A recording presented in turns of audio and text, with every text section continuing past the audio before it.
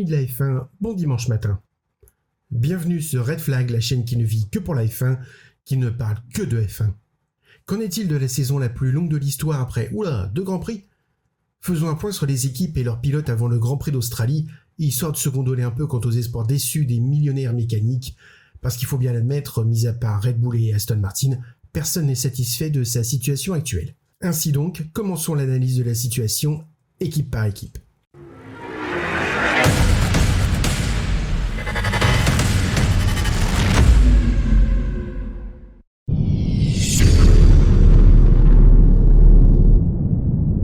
Red Bull.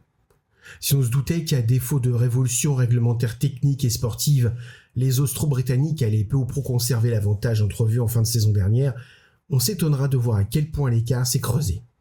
Parce que si le team a parfaitement négocié le virage technique et sportif entre 2021 et 2022, eh bien il a également impeccablement négocié la ligne droite entre 2022 et 2023.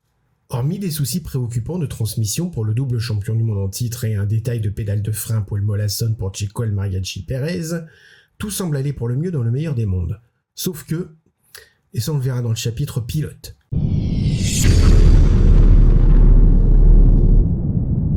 Aston Martin. Une monoplace dont les idées ont été copieusement pompées à Milton Keynes et à Maranello, certes, mais dont l'homogénéité semble faire ses preuves. Bahreïn n'aurait pas été un simple feu de paille comme on en a tant connu par le passé, surtout quand on pense que Fernando Papi Alonso n'a pas tout donné pendant sa promenade sur la corniche.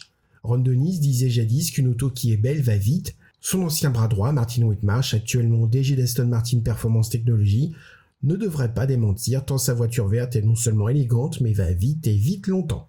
On attend cependant de voir Lance Stroll terminer une course sans souci particulier, histoire de mesurer le delta de performance avec Papi Boyington et de vérifier le niveau réel de l'Aston et du coefficient de surperformance de l'Espagnol.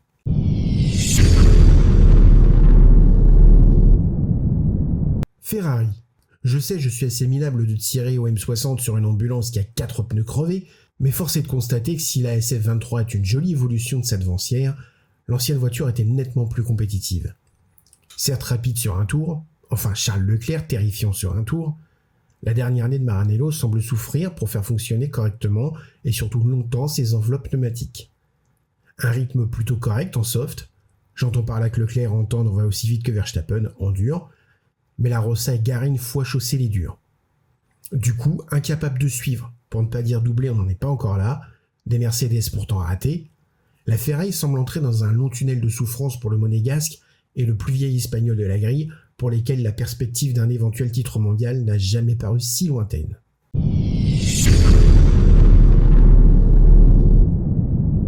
Mercedes. Une bonne et une mauvaise nouvelle pour la firme à l'étoile. La bonne, c'est que la W14 est homogène partout.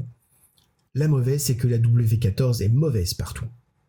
Si le souci génétique de rebond semble corrigé sur le billard arabe, on peut voir à l'image pourquoi Lewis Hamilton n'a pas confiance dans cette voiture.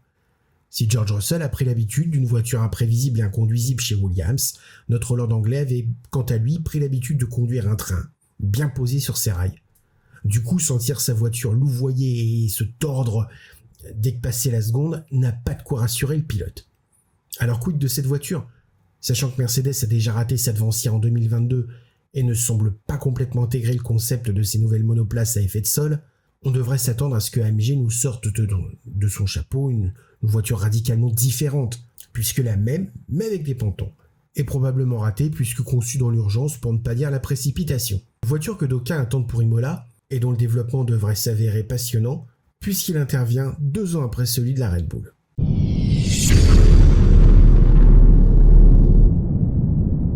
Alpine. Les attentes de l'équipe vis-à-vis de sa voiture et de ses pilotes étaient de combler l'écart avec les top teams, à tout le moins de s'en rapprocher, mais pas de devenir un top team. Ce qu'Aston Martin semble pourtant être en passe d'accomplir.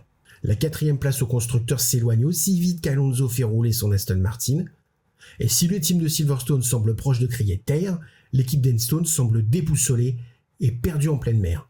On devra bientôt se consoler en savourant les négociations entre Gasly et Ocon pour les places dispo dans le canot de sauvetage, car c'est un canot pour une personne.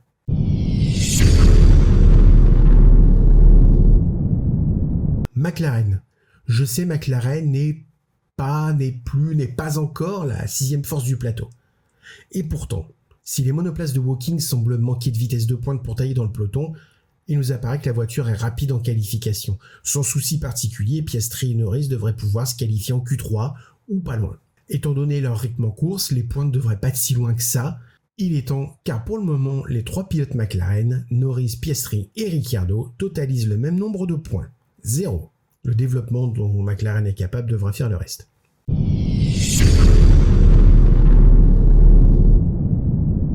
AlphaTauri. Un qui n'est pas satisfait de son début de saison, c'est Frank Tost. Enfin, ce dont il n'est pas satisfait, c'est du travail du staff technique, qui lui avait promis une auto plus compétitive que sa devancière et qui se traîne en fond de peloton. Je suis sceptique quant aux aptitudes de Yuki Tsunoda de l'idée l'équipe de développement. Quant à Nyck de Vries, il doit encore apprivoiser la F1 avant de s'engager dans la voie du développement.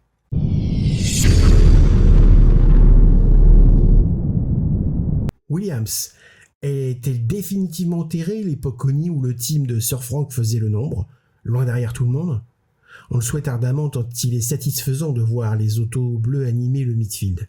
Outre une vitesse de pointe toujours impressionnante permettant de laisser les poursuivants derrière en ligne droite, la native de Grove semble nettement plus performante depuis la révolution technique des fonds plats.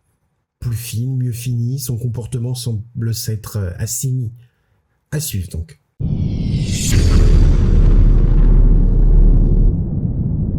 Alfa Romeo. Espérons que l'équipe suisse ne s'enlise pas dans une torpeur induite par la période de transition entre le départ de Fred Vasseur et l'arrivée d'Audi.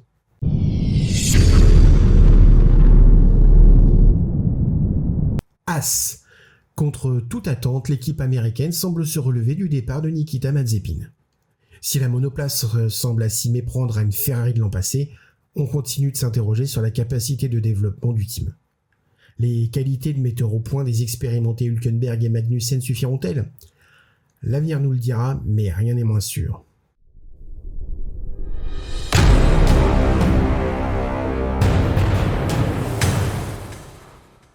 Et les pilotes? Quel est leur état d'esprit à l'heure actuelle? Grincheux Verstappen n'aime pas être deuxième. On savait qu'il n'était pas venu pour beurrer les tartines pour le petit déjeuner de son ami Checo Ricoré Pérez, et connaissant le gaillard, on ne s'étonnera pas qu'il charge sans écouter personne à Melbourne. Sergio, quant à lui, devra s'accrocher sévère pour ne pas tomber trop lourdement du piédestal où il s'est lui-même hissé. Rappelons que Checo s'imagine déjà en haut de l'affiche, à lutter pour le titre avec son coéquipier, tel un Nico Rosberg avec Lewis Hamilton en 2016. Sauf que, chez Red Max Bull, il est le seul à y croire. Un autre qui est le seul à y croire, c'est Sir Lewis. À l'heure où un 8e titre est improbable à court et moyen terme, d'aucuns supputent un transfert en fin d'année au cas où le ciel mettrait trop de temps à s'éclaircir. Sauf que, oui, mais pour aller où?